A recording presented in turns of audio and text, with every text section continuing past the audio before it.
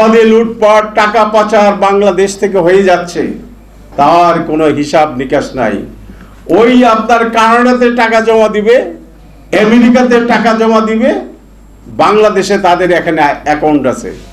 অত্যন্ত সূক্ষ্মভাবে, সুচারুভাবে এই বাংলাদেশে টাকা জমা দিয়ে তারা ওই সিঙ্গাপুরে, ওই বিভিন্ন রাষ্ট্রে তারা সেখান থেকে টাকা কালেক্ট করতেছে।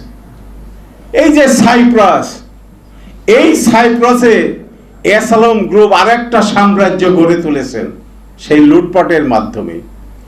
এইভাবে দেশটা ধ্বংসের অতল গহ্বরে নিমজ্জিত হয়ে গেছে। আজকে যদি আমরা এইভাবে চুপচাপ বসে থাকি তাহলে এই দেশকে রক্ষা করতে পারবো না।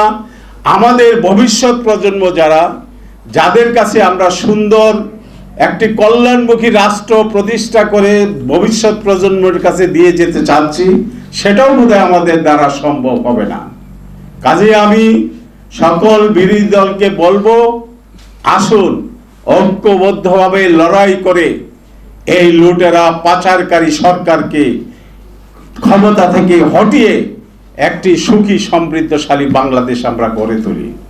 একে হটাতে না পারলে এই দুর্নীতি রোধ করা কোনোভাবেই সম্ভব না। আবুল হাসান রুবেল আমার পাশে থেকেই বলেছেন যে এর প্রতিকারের উপায়, এই প্রতিকারের একটি উপায়, এই ফ্যাসিস্ট কর্তৃত্ববাদী সরকারকে তার ক্ষমতা থেকে অপসারণ করতে হবে। যতদিন আমরা এই ফ্যাসিস্ট কর্তৃত্ববাদী শাসককে অপসারণ করতে না পারবো, ততদিন এই দেশের মানুষ মুক্ত হবে না, এবং এই দেশের মানুষকে মুক্ত করতে হলেই তাকে অপসারণ করতে হবে। আমি আমার বক্তব্য এখানে আর দীর্ঘায়িত করতে চাচ্ছি না। আপনার সবাইকে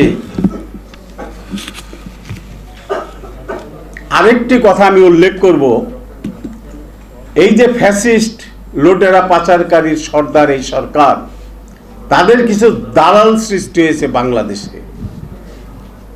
এই কথা বলেই আমার বক্তব্য আমি শেষ করব। আপনারা জানেন এক সময় ব্যারিস্টার আনিস প্রগতিশীল রাজনীতি করতেন, ছাত্র ইউনিয়ন করতেন।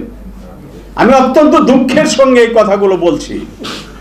এই ব্যারিস্টার আনিস 3 দিন আগে আমি দেখলাম একটা টেলিভিশনে, উনি এই সাদা টাকাকে কালো টাকা করার যে গভর্নমেন্ট প্রস্তাব দিয়েছে সেই প্রস্তাব পাশ করার পক্ষে ওকালতি করলেন যে না, এটা করলে দেশের জন্য মঙ্গল হবে।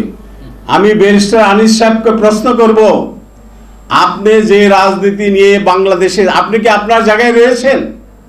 আপনি কিভাবে এই পাচারকারীদের সহায়তা করতেছেন? আপনি নিজেও তাহলে পাচারকারীর কাতারে চলে গিয়েছেন। আমি এই প্রশ্নটাই করব। আপনি বারবার এমপি হচ্ছেন, আমরা বুঝি আপনারা কি করতে চাচ্ছেন, পারবেন না। সে সময় আপনাদেরকে এই দেশের জনগণ দিবে না। ওই এরশাদের সঙ্গে একবার ছিলেন, যে কোনো না যে কোনো ভাবে বেঁচে গেছেন। এইবার বাঁচার আপনাদের আর কোনো রাস্তা নেই। আপনাদেরকে এই দেশ থেকে আপনাদের মতো লোকদেরকে আমরা সমূলে উৎপাদিত করব।